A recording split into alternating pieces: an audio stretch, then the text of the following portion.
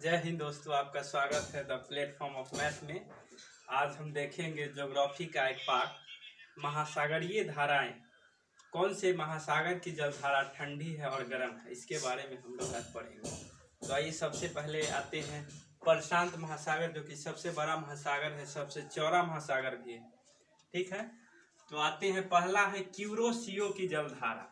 Kuroshio की जलधारा, उसके बाद सुसीमा की जलधारा।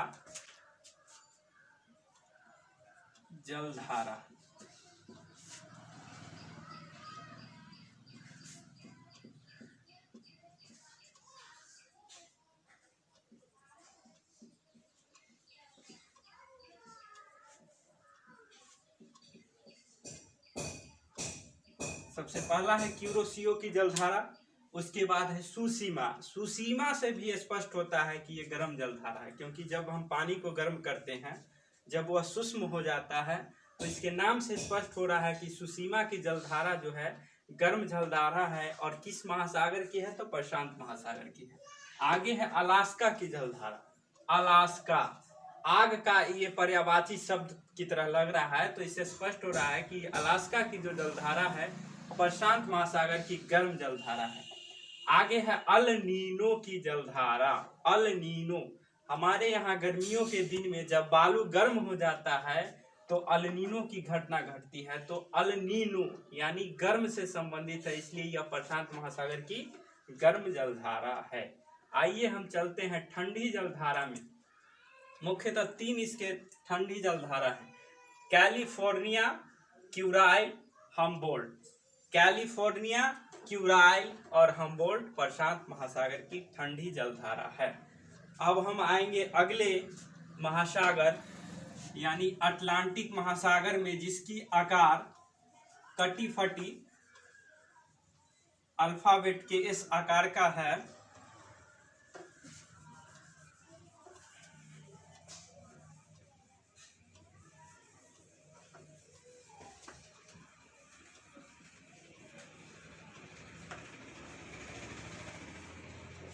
आते हैं अटलांटिक महासागर।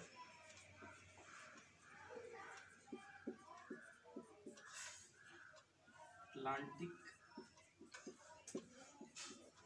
महासागर की गर्म जलधारा गल्फ स्ट्रीम, नाम से ही स्पष्ट होता है, गल्फ स्ट्रीम।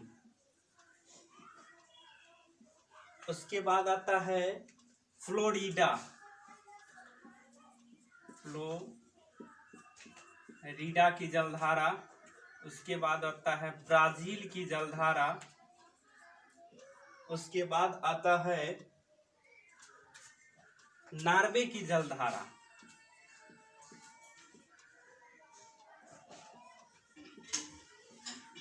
उसके बाद आता है इरविंजर।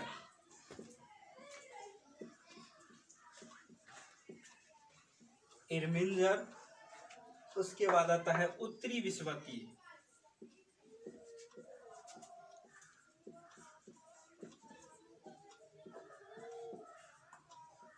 तो आइए देखते हैं पहले हम गर्म जलधारा, गल्फ स्ट्रीम यानी गर्म जलधारा, फ्लोरिडा अटलांटिक महासागर की गर्म जलधारा है। उसके बाद है ब्राजील, ब्राजील की जलधारा अटलांटिक महासागर की गर्म जलधारा है। उसके बाद है नॉर्वे की जलधारा।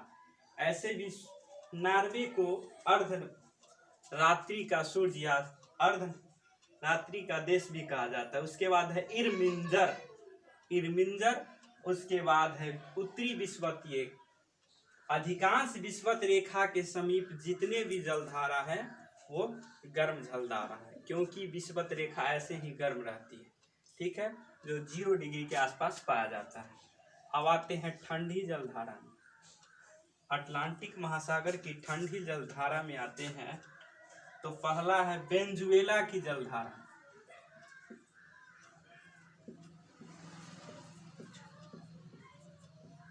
वेनेजुएला की जलधारा। उसके बाद है लेब्राडोर, बार बार पूछा जाता है, लेब्राडोर। उसके बाद है फॉकलैंड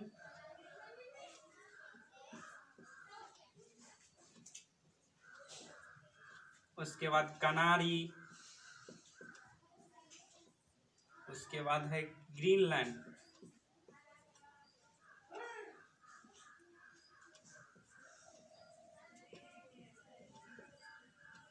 तो अटलांटिक महासागर की मुख्य ठंडी जलधारा है वेनेजुएला की जलधारा,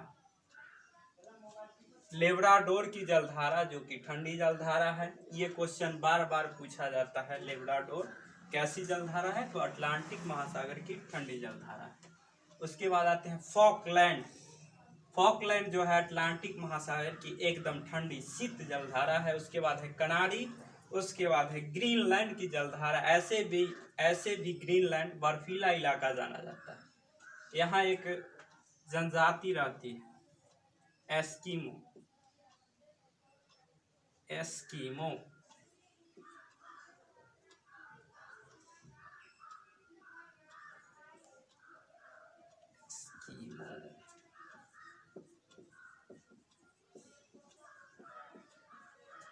एस्किमो जनजाति जिनके घर जो है बर्फ के बने होते हैं।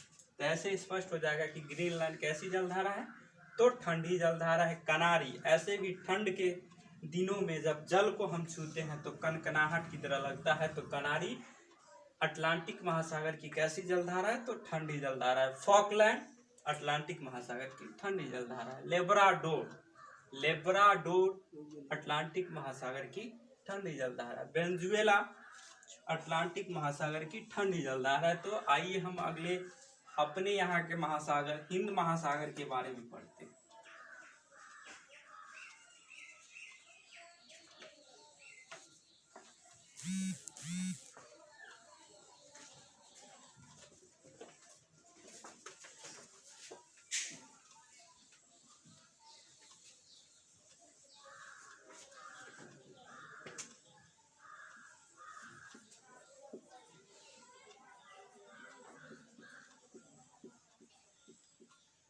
हिंद महासागर, हिंद महासागर के गर्म जलधारा में आते हैं मोजाम्बिक, मोजाम्बिक,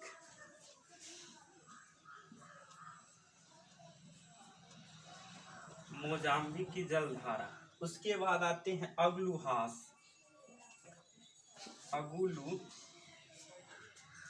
अगलुहास।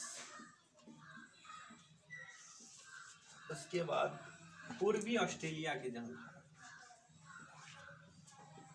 पूर्वी